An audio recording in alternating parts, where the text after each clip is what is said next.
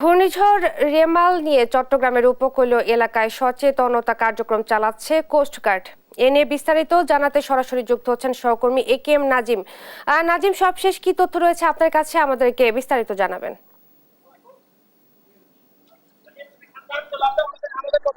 আপনি যেমনটা বলছেন, আসলে যে গভীর সাগরে যে নিম্নচাপ তৈরি হচ্ছে সেই তৈরির কারণে যে ঘূর্ণিঝড় তৈরি হচ্ছে, ঘূর্ণিঝড় রেমালের কারণে আসলে সাগরের চট্টগ্রামের যে উপকূলীয় এলাকা রয়েছে সেই উপকূলীয় এলাকাগুলোতে যারা বসবাস করে এবং যারা গভীর সাগরে যারা মাছ ধরে ট্রলার সরবরাহ করে এগুলি নিরাপত্তার জন্য আসলে কোস্টগার্ডের পক্ষ থেকে সকাল থেকে জনসচেতনামূলক যেসব বিভিন্ন অভিযান রয়েছে তারা প্রচারণা চালাচ্ছেন। এবং কোস্টগার্ডের পক্ষ থেকে যেসব বারবার বলা হচ্ছে যে সাগরে যে গভীর নিম্নচাপ তৈরি হচ্ছে সেটি নিয়ে তাদের যে কার্যক্রম এবং উপকূলীয় এলাকায় যেন কোনো ধরনের জানমালের ক্ষতি না হয়, বিশেষ করে সাগরের মধ্যে যারা মাছ ধরা ট্রলার থেকে শুরু করে অন্যান্য যেসব যানবাহন রয়েছে, বিশেষ করে চট্টগ্রাম বন্দর কেন্দ্রে যারা বড় বড় জাহাজগুলো এবং শিপগুলো রয়েছে তাদেরকে নিরাপদ আশ্রয়ে যাওয়ার জন্য কোস্টগার্ডের পক্ষ থেকে বারবার মাইকিং করা হচ্ছে, প্রচারণা চালা হচ্ছে। পাশাপাশি চট্টগ্রামের উপকূলীয় এলাকায় যেসব যাত্রী পারাপারের বোট, নৌকা এবং স্পিড বোট, ছোট ছোট জাহাজ রয়েছে তারা যে নিরাপদে থাকে সে বিষয়ে কোস্টগার্ডের পক্ষ থেকে প্রচারণা চালানো হচ্ছে, মাইকিং করা হচ্ছে এবং জনসচেতনমূলক যতগুলো কার্যক্রম আছে সেগুলো কোস্টগার্ডের পক্ষ থেকে চালাচ্ছে। বিশেষ করে যে ঘূর্ণিঝড়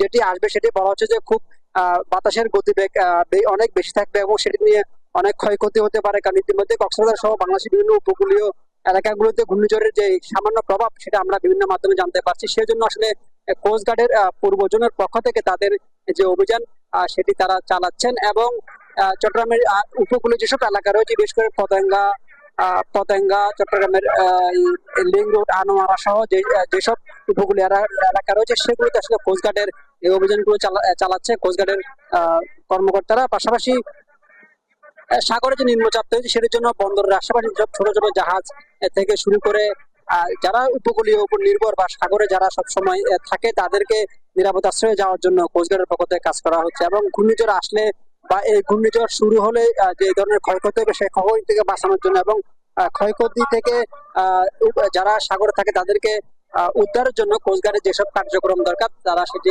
পরিচালনা করছে। আমরা সকাল থেকে এসে দেখেছি কোস্টগার্ডের প্রায় 4টি স্পিড বোটে করে তারা এই প্রচার অভিযান চালাচ্ছেন এবং তাদের যারা কর্মকর্তা রয়েছেন তারা যেটি বলছেন যে আসলে উপকূলীয় এলাকায় যে তাদের যে কার্যক্রম সেটি তারা চালাচ্ছেন এবং এবং উপকূলীয় এলাকার মৎস্যজীবী থেকে শুরু করে যারা নৌযানে রয়েছে এবং সাগরে যারা থাকে এবং যারা বিশেষ করে চট্টগ্রাম উপকূলীয় এলাকায় যারা যাত্রী পারাপারে বোট থেকে শুরু করে ছোটখাটো নৌকাগুলো রয়েছে সেগুলো যেন নিরাপদে থাকতে পারে এবং ঘূর্ণিঝড়কে মোকাবিলায় কোস্টগার্ডের পক্ষ থেকে যেসব প্রস্তুতি রয়েছে তারা সব ধরনের প্রস্তুতি সম্পন্ন করেছেন।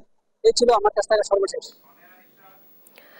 নাজিম, আপনাকে ধন্যবাদ। চট্টগ্রামে ঘূর্ণিঝড় রেমালকে ঘিরে সচেতনতা কার্যক্রম নিয়ে বলছিলেন সহকর্মী একেএম নাজিম।